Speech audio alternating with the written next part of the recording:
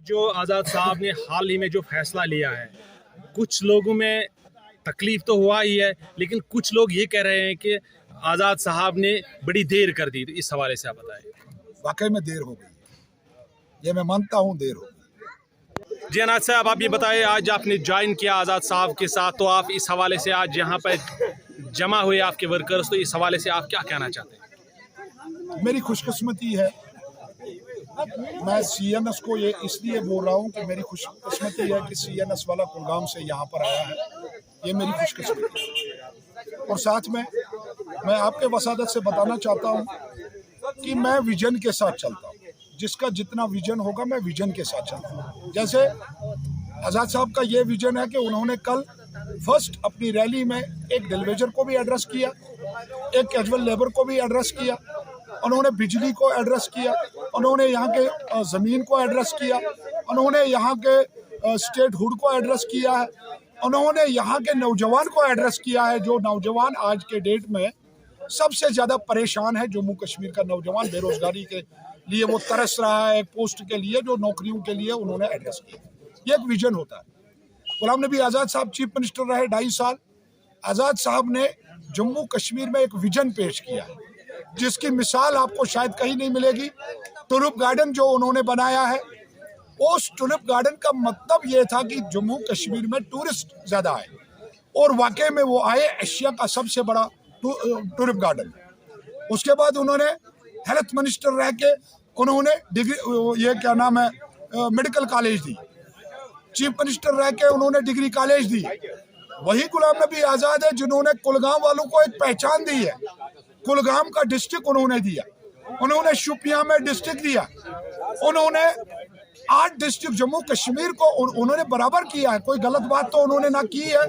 ये एक विजन होता है। चीफ मिनिस्टर इससे पहले आए भी गए भी, बहुत सारे लोग चीफ मिनिस्टर रहे, बट एक विजन होता है। विजन के साथ हमने फैसला किया है, मेरे वर्करों ने, मेरे दोस्तों ने, मेरे भाइयों ने एक फैसला किया, हम भी इस विजन के साथ चलना चाहते हैं और जम्मू कश्मीर के नौजवान को एड्रेस करने की कोशिश करेंगे।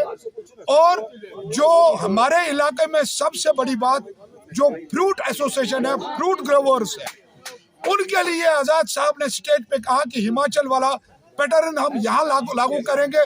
मैं समझता हूँ 70 साल में आज तक जम्मू कश्मीर में कभी हिमाचल वाला पैटर्न लागू नहीं हुआ है। अगर आज़ाद साहब ने ये काम किया, ये एक विजन है, ये एक आज़ाद साहब को ही नजर पड़ी। अदरवाइज यहाँ जम्मू कश्मीर के जितने भी चीफ मिनिस्टर आए, उन्होंने कभी हम फ्रूट ग्रोवर्स को एड्रेस नहीं किया है। उन्होंने ये नहीं कहा है कि हिमाचल में अगर कोई दवाई दी जाती है बागों में, क्या जम्मू कश्मीर में उसको पाबंदी क्यों है? तो इसलिए कुछ लीडरों को तकलीफ हो रही है, क्योंकि गुलाम नबी आज़ाद साहब ही नहीं है, एक विजन है।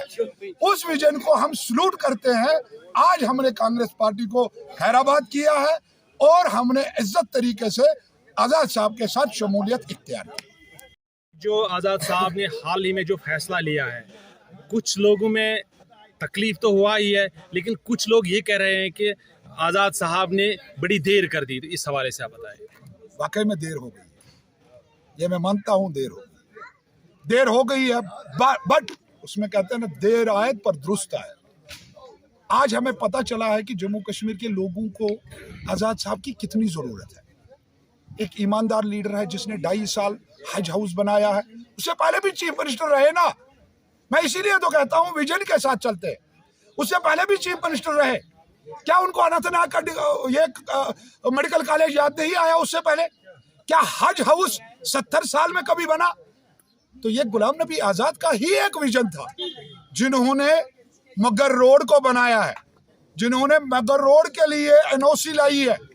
उससे पहले भी चीफ मिनिस्टर आए और मंत्री भी रहे, उससे पहले टूरिज्म मिनिस्टर रहे, उससे पहले R&B मिनिस्टर रहे, मगर लेकिन उन्होंने जम्मू कश्मीर के लिए कुछ किया ही नहीं।